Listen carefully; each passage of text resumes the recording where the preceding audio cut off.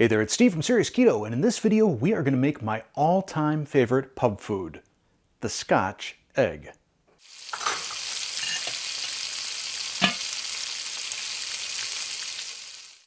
Back in my pre-keto days, a coworker and I used to go to a brew pub about once a week after work, and we'd each have an India Pale Ale and a Scotch egg. Now, if you don't know what a Scotch egg is, it is a hard-boiled egg, sometimes a soft-boiled egg, wrapped in sausage and then a little bit of breading, like some breadcrumbs or something, and then deep fried. Generally it's served sliced in half with some brown mustard. Oh, is it good. For the purposes of this video, I'm going to make these as simply as possible, only 4 ingredients. Plus, we're going to keep it keto because we're not going to use breadcrumbs. Instead, we're going to use the breading that I initially started using a handful of weeks ago when I did some of those dill pickle chips and some breaded chicken tenders. I'll link to that video right up here.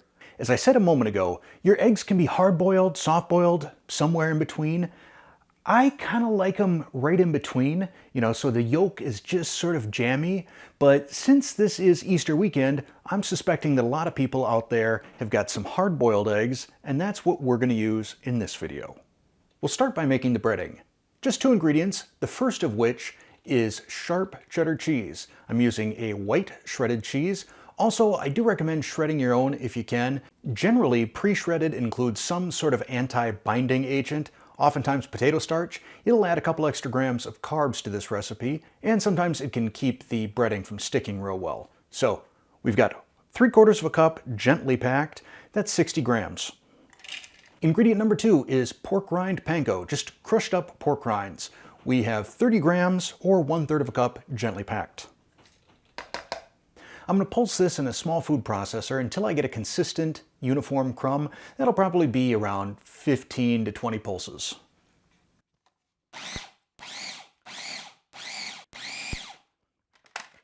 That's what I'm looking for right there.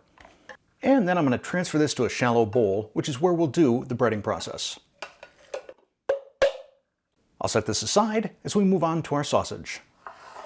For the sausage, I'm using 1 pound of ground sausage, that's 448 grams. Now, I do recommend that you check out the nutritional information when you buy sausage because very often it can have added sugar. For example, the Jimmy Dean brand, that has 2 grams of carbs per serving. This, 0 grams. Additionally, the sausage is where you can kind of make this your own and customize it a bit. You can use spicy sausage, you can use mild sausage.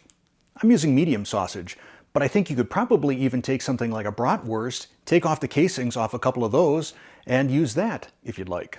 The yield on this recipe is 4 Scotch eggs, so I'm just going to sort of eyeball this and try and cut it into quarters.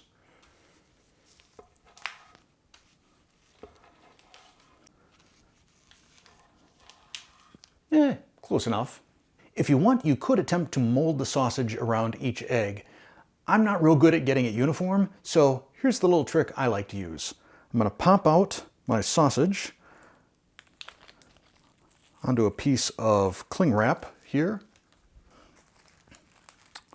fold it over,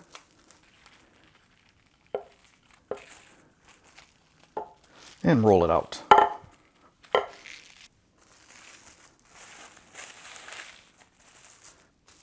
Then I place one of my eggs in the center and wrap it up just by folding over the edges.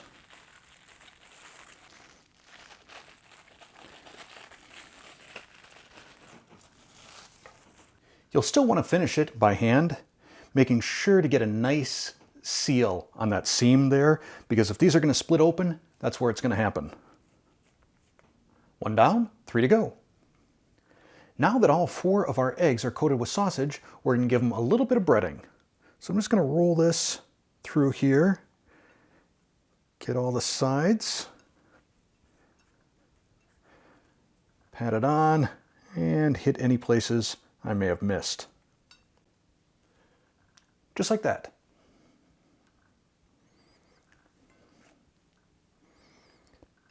Don't be afraid to press that breading into the sausage a little bit so that it doesn't fall off. And if you have breading left over, you can go back and check your first couple just in case you had any spots you missed. See, this could use a little bit more right there. And now these will go off to the air fryer. I'm putting my Scotch eggs into an air fryer that has been preheated to 390 degrees Fahrenheit. That's 200 degrees Celsius. We're going to let these cook for 15 minutes.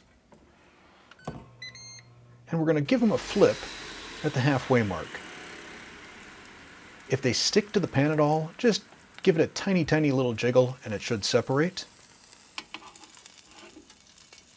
And then we'll let these cook for another 7 to 8 minutes.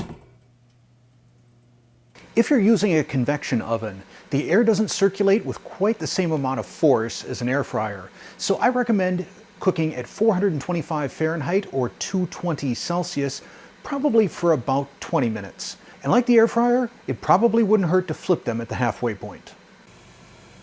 It's been 15 minutes, so let's take a look. Oh, you hear that sizzle? And the smell? Oh my. I cannot wait to taste these.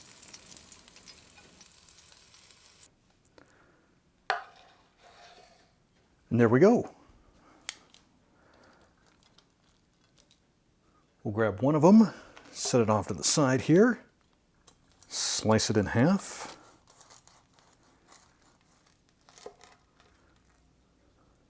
Oh boy, this looks good. I'm going to have to let it cool for just a second before I taste it though. I enjoy my Scotch eggs best with a brown mustard, so I'm going to use a little Dusseldorf right here. You can either dunk the halves into a bowl of mustard, but for the sake of this taste test, I'm just going to squirt a little bit on.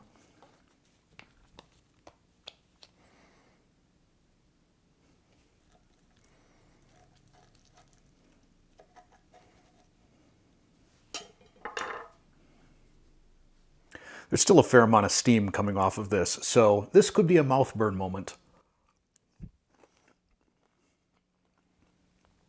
That is so, so good. In fact, I do have goosebumps right now. That's how good this is. The eggs are still pretty delicate because I hard-boiled them sous vide.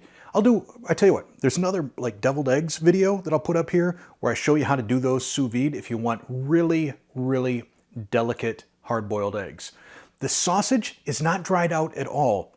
It's still juicy. I'm salivating here as I'm talking.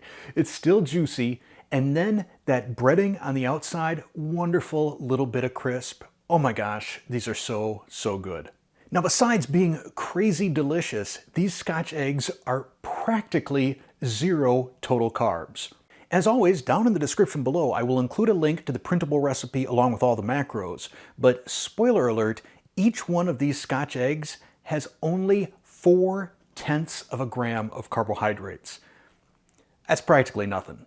So if you've got a bunch of Easter eggs and you're trying to decide what to do with it, look no further. This is what you should do with them.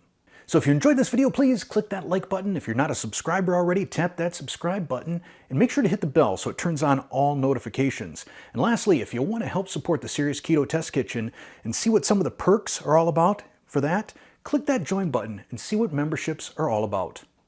Thanks for watching.